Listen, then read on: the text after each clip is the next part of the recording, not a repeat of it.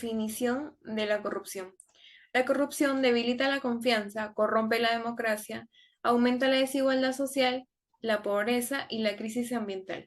Exponer la corrupción y exponer a los involucrados solo se puede hacer cuando se extiende la corrupción y los sistemas que lo capacitan.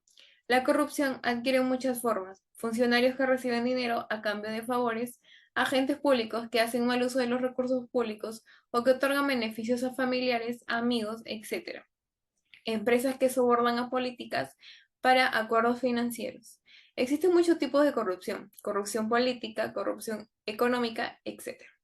De un modo u otro, la corrupción está encuadrada en las relaciones de poder entre los sujetos, sea en escala micro o macro, sea privada o pública. Puede haber corrupción tanto a nivel político como en pequeña escala, siempre que haya alguien que controle la situación de poder o pretenda controlarla. Existen dos tipos de corrupción: la gran corrupción, que genera la desconfianza de las autoridades centrales, pervierte el funcionamiento del aparato estatal y desvía recursos.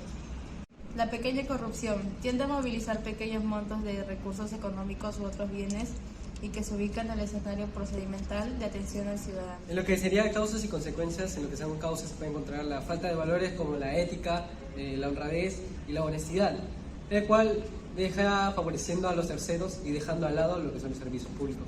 En tráfico de influencias también ha asociado a otros, como también la falta de cultura y transparencia en la administración de recursos económicos, y lo que trae unas consecuencias como la inestabilidad en el Estado, falta de confianza de los ciudadanos al Estado, la ineficiencia y capacidad de aprovechamiento de los recursos y la implantación económica de las políticas públicas. Al examinar el fenómeno de la corrupción social, vemos que la mayoría de los textos están centrados en la cuestión, en los temas relacionados con la corrupción política y económica, pues la mayoría de los textos se basan en cuestiones cuantitativas. Aún así, al examinar esta problemática, vemos que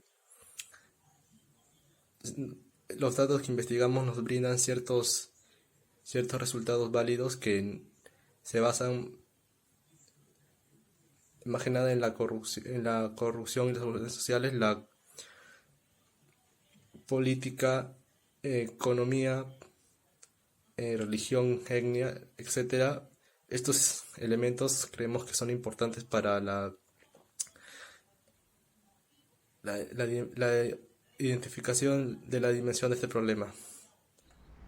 Bien, ahora vamos a hablar sobre las medidas que podemos adoptar para combatir la corrupción desde nuestra perspectiva, y podemos realizar 3 acciones que nos ayudarán a combatir contra esta problemática social.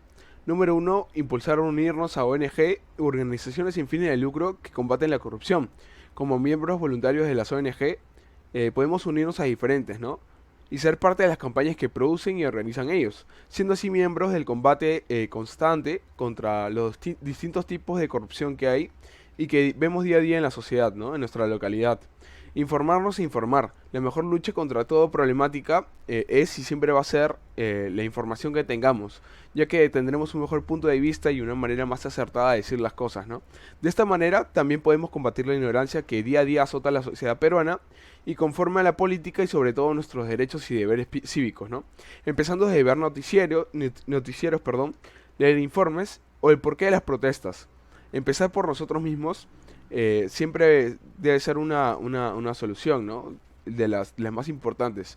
Siempre debemos procurar no ser uno más del montón que no ayude a progresar, ¿no? A nuestra sociedad, y empezar por pequeñas acciones y denunciando las que pasen cerca de nuestro entorno, ¿no?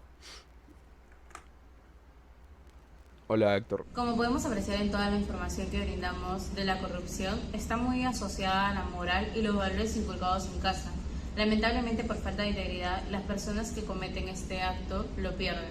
Por eso este valor es el que más debe estar reforzado en casa, ya que si bien es difícil combatir actualmente con empresas mayores, por lo menos podríamos hacer el cambio con los niños que aún no entran a la vida, la cual está llena de desafíos que ponen en prueba tus valores. Otra conclusión sería la corrupción, que es un acto delincuencial cometido por las personas las cuales carecen de los valores, por lo cual esta debería ser implementada en una mejor educación desde casa para así un futuro formar a personas de bien y con buenos modales. Y otra conclusión, conduce a mucha gente a adoptar estrategias menos corporativas y fomenta la deserción con el objeto de no ser explotado por personas pertenecientes a redes corruptas.